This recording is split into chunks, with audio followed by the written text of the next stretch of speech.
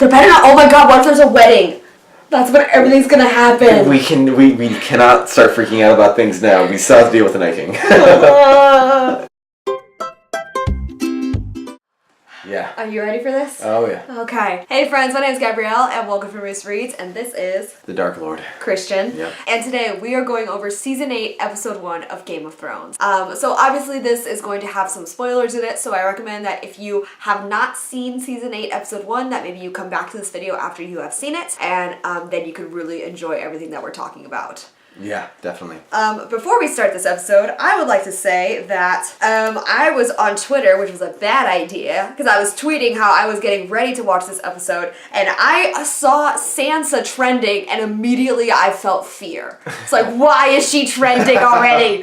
Who died? So, I don't know how we're gonna start, but before we say anything, can we just rejoice a little in the fact that nobody we really cared about died? I could say that, yeah. For all the death that I was expecting, I just kept waiting every single time we changed scenes. Like, alright, who's gonna die? Who is it? Who's gonna die? And nobody that I genuinely cared about and who was a main character this season died in the first episode. This episode was really more about setting literally everything up for what's coming up. So I get that Major, who we've been with throughout the entire series, has died. People are going to start dying next episode. I guarantee it. Yeah, so I guess we should just start at the beginning then. With Dany and Jon's first entrance. It's not just their entrance. This is like essentially everyone who has been a major player, save a few, meeting up again. Well, and it's in such a different landscape than where they've met up before, because this is the North and it's a completely different culture, it's a completely different people. And a completely different atmosphere as well, because right now we have an atmosphere of death and worry and war. Yeah, and war. You know, the first episode of the first season, the very first episode, it was all just like this pomp and circumstance of, oh, the king is coming, with this queen and all these other characters. And now it's, oh, the queen is coming with Jon, and all these king in the North, and all these other characters and all these other. It's a really interesting mirror. Of the two. Oh, very much so. They did a lot of mirroring, I noticed, in this episode compared to the first episode. I love, like, the majesty that Dany enters with. You can tell it's like she's used to being big and powerful and impressive and used to, like, this regal treatment. And that's not how they rule in the North. So even already, like, how do you have the outsider factor? But then she comes in expecting them to be like, I'm your queen. It's like, none of us trust you or know you or are loyal to you. Because for her, it's being a queen and being a savior are the same thing. Exactly. And you know, she's coming in with an army and with dragons, like, I'm going to be a savior, but she doesn't have that same regality treatment that she's gotten in, like, a Marine and the other cities. So let's just talk about the characters and meeting everyone. Yeah, the reunions were fantastic. I loved all of the reunions. All the reunions were great. Especially for Jon and his siblings. I feel like those were such iconic moments that we've been waiting for, and it really delivered. Yeah. You know? I mean, we saw Jon meet back up with Sansa, like, earlier before, and that was great. And this, I felt kind of the same emotional feelings that they both did. And then Sansa, who immediately, her meeting with Daenerys and just their relationship has already been set. Yeah. She is not impressed with all the, like, the pomp and the circumstance that Daenerys brings. And I think she remembers how Cersei was when she came in. You know, she is Lady of Winterfell. And Jon even says that. Yeah, and she's been so used to playing this game of the Thrones, like learning to play this game, realizing everyone's motivations. Like, she's so good at realizing what everyone's intentions are that she just sees Dany and she sees the kind of ruler that she thinks Dany will be. Yeah. Or she just sees the way that Dany carries herself, and she just, like, does not. She doesn't trust it because, again, she doesn't trust it. She's been around people like that already. Exactly. And and then I have to talk about Tyrion and Sansa, because I forgot that they had such a close relationship at one point. They were married. And he was, like, pretty much her only ally in the castle. Yeah, like, really, who was just generally trying to, like, protect her in a way. And just seeing them and seeing how much Sansa has grown. And when Tyrion brings up the line about Cersei's bringing an army and Sansa's saying, I used to think you were the smartest one alive. And I can't believe you actually believe that or something. Sansa's really grown into her own. She really has. She's smart. She knows everyone. Like she knows the game so well that she's not playing anymore. It's like, let's stop playing this game. You're not, like, your sister is not bringing anyone. Yes, the North is yours, your queen, by technicality. You know, it's all this stuff. She's playing the game, but at the same time, she just can cut through it. Right, exactly. And I have to say my favorite line from that interaction was talking about the wedding, and Sansa's like, well, it had its moments. And Joffrey died. Oh, yeah. The only good moment of that wedding, really. Really, it's the best part of the wedding. Oh, totally. They're better not, oh my god, what if there's a wedding? That's when everything's gonna happen. We cannot start freaking out about things now. We still have to deal with the Night King. And then we get to see Cersei back at the landing, and her mercenaries have arrived. And I have to say that I find Euron to be a delightfully terrible character. Nice. I love him, but he's so bad and so terrible because he says it like life is boring. You have to have some kind of fun, and he just really does. He also is very crass and just does not care about the proper ways to act in front of like the queen and the king and etc. And I just really think that he and Cersei are not a power dynamic to be underestimated. Oh, totally. But at the same time, I think they overestimate themselves. Oh, but yeah, definitely. They're definitely both very arrogant, and they both overestimate the amount of power that they hold and what they can actually accomplish. And they're underestimating the threat that's coming from the North. But at the same time, it's just like seeing them on screen together and seeing the way that their characters interact. I'm like, okay, I can see this being a very formidable enemy to have. Yeah. I can also see Euron like turning tables the minute that he can, if he figures that he can. And then Bronn is sent after Jaime and Tyrion? That's, we only got a snippet. That was like the quickest little glimpse ever, but also fun aside, just the fact that the girls couldn't stop talking about the dragon. I know. He was like, alright, can we stop with the dragons already? We didn't get a lot of Bronn, so I can't really talk much about that other than I don't think he's going to really kill them. He's had good interactions with Jaime, he's had good interactions with Tyrion. Cersei's a jerk. Yeah, Cersei, she's giving him money, but I think he will realize eventually, like, what's the point of getting paid if everyone's going to die anyway. He's moved past from being a self-serve. Right, exactly. Yeah. We have the iconic scene of Jon riding a dragon. He's riding Rhaegar, which is... He's riding Rhaegar, who is the dragon that's named after his father. Right. And only Targaryens can ride the dragons. Pretty much, yeah. And so you would think that at that moment it would kind of hit Jon, like, this isn't something I'm supposed to be able to do, or this is something different, but he also doesn't really care about that type of stuff. And not only that, I don't think anyone other than the audience realizes that no one else but a Targaryen can ride a dragon. Well, what about Dany, though? Do you think she realizes it? Do you think that she's starting to put the pieces together, that something is off? I think that she's seeing her dragons accepting him as... Just like, hey, this is a good mate. I think that's how Dany sees it. So Drogon just staring down Jon. Drogon and Bran can do a staring contest. I loved it. They were both just like silently judging everyone. They were both the sassiest characters, and they hardly said anything. Yeah, it was fantastic. And speaking of reunions, we kind of haven't mentioned this one yet, but Gendry and Arya. I loved it. It was short. It was sweet. It was basically everything that we hoped it would be. They did not skip a beat. They didn't skip a beat. It was almost like nothing had changed between them. Also, just the fact that they repeated the conversation again was amazing. I loved it. And then they kind of built off it. So that was just like iconic Arya Gendry interactions right there. And now he's going to build her a little gift, a little death weapon. He's going to build her a death weapon so she can go and see death. How romantic. So romantic.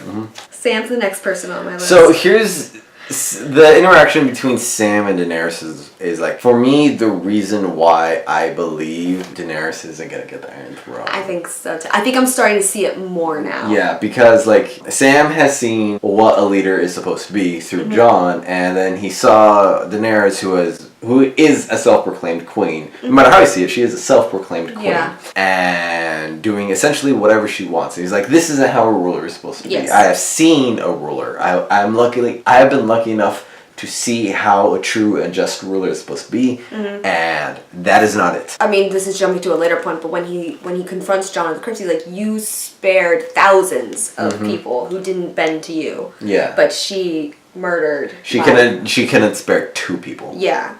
And I think that's really going to stand out. And I think that's going to probably be what starts Jon, like, kind of starting to doubt whether or not Daenerys is a good queen. Yeah, he's allowing her to be... Yes. And he doesn't want the responsibility. But if he feels like his people will only be safe if he is the king... Yeah.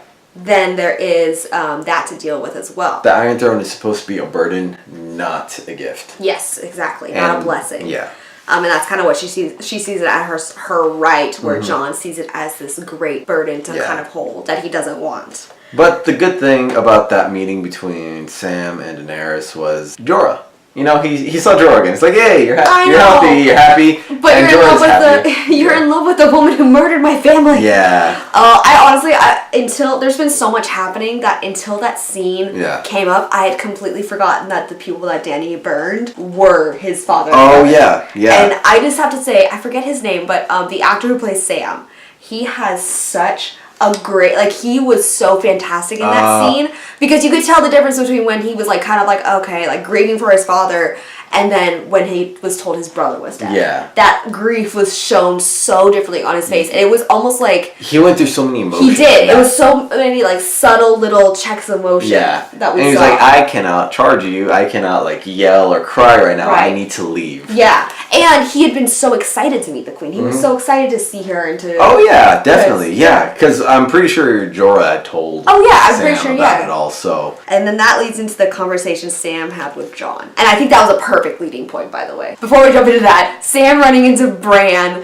and Bran saying, I'm waiting for an old friend, and just being the most dramatic person ever, and posting up in the entryway so he could side-eye every single person who comes in. He just wheeled himself up to that point. I'm going to be right here because I know he's going to show, I know Jamie's going to show up, and I'm just going to go, ha, gotcha. Yeah. No, he's just like, let me make everybody as uncomfortable as possible. In the most, let me be the background person in every single scene, because, Three-Eyed Raven sees all whatever. Let me just do it the most dramatic way. He is such a... I'm kind of glad that everyone's kind of poking fun at his, like, Three-Eyed Raven wisdom. It's like, they all kind of recognize this is ridiculous, but it's a thing that's happened. And he's kind of right. Yeah. So, anyway, going back to now the crypt where Sam, after just hearing that Dany had murdered his family, his brother and father, at least, being told to actually tell Jon. And now telling him that it's time to tell Jon the truth about himself. So going into what is like the scene that we've all kind of been waiting for and wondering how Jon would react to. And they cut it off. I mean, he was freaking out, but like we did not see. We didn't see his actual reaction. But what I love is like I saw this in a comment on Tumblr, but someone said, like, Sam didn't say, your father isn't Ned Stark. He said, your mother is Lyanna Stark.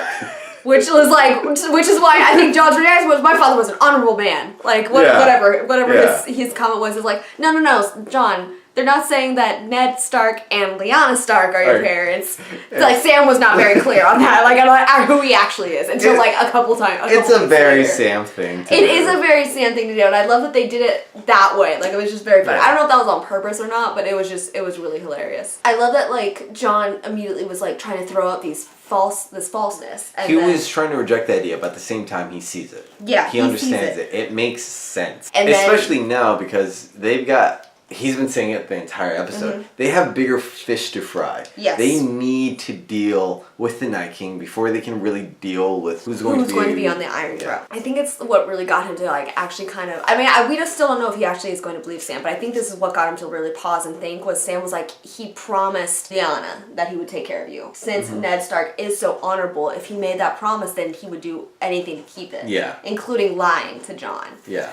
So I think that's what kind of like made him pause and like think about it. And I'm really excited to see how he will react, like what we'll see if there is any kind of reveal in the next episode, or if it's just going to be like deal with the Night King and then reveal. And then the ending. The ending, which ended the same way that season 1 episode 1 did. Kind of, but again, this entire episode was really a reflection of the first episode. And how everyone's changed and different now. Jamie and Bran are both on the ground looking at each other, but they're completely different people. They're so different. Yes. Jamie is now this man who does worry about honor and what his word means. Right, and he's different in the way that he entered King's Landing too. He enters hiding.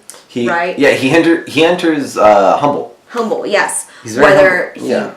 like his first entrance was very much like, I deserve this. Yeah, like, oh, look at me, I'm so pretty. Yes. Lord. But what was it? Prince Charming from Shrek? That's what he looks like. Yeah. He enters and the only thing he does is breathe the air. He doesn't look around. He's just like, I'm here now. Let me take a breath. Now let's go to work. And then he turns around and sees a dramatic kid who's been waiting there all night for him.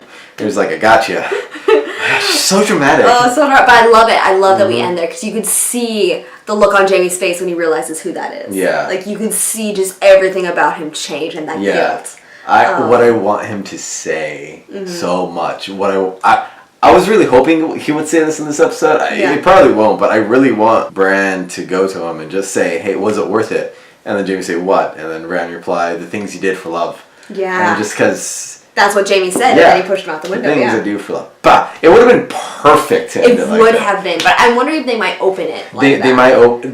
They might put it in somewhere. Right. But, like, I could see that, like, Arya and Sansa throwing Jamie, or Daenerys, because I guess she's kind of the queen, and so she would be the one to do it. Like, throwing Jamie into some kind of cell and Bran approaching him to have that conversation. I could see that happening. The next episode is very much going to be the trial of Jamie Lannister, because he has done so much that he hasn't been held accountable for yet. Even if he is a different person now. Or like changed since then. Yeah, not tomorrow. I just want it to be tomorrow already. No. But the next episode is really going to be Jamie proving himself. It's going to be where we see, I think, a lot of the conflicts start. Like, a lot of the inter-battles between, the personal battles between people. That was the episode in That was the episode. It was a great episode. It's setting up everything. It was a perfect first episode to come back to because we got just enough of, like, okay, this is where we are, this is what, like, who's here, this is who isn't, this is what everyone's plan is. But without taking too much time to just kind of like build up story or sidetrack, you know? I'm really excited for what we see next week. My fear will continue to build as we get closer and closer. Speaking of next week, what do you expect the next episode's going to be? I mean, I slightly talked about what I think the next episode is. Yes. But I think that's just going to be one small aspect of it. Because again, they have the threat of the White Walkers coming. We didn't really talk about this, but Tormund and the Night's Watch. Oh, Tormund. I've always had blue eyes. That was great. That was the funniest. I could not stop laughing. Yeah, that was just such like a perfect line. He's got blue eyes. I've always had blue eyes.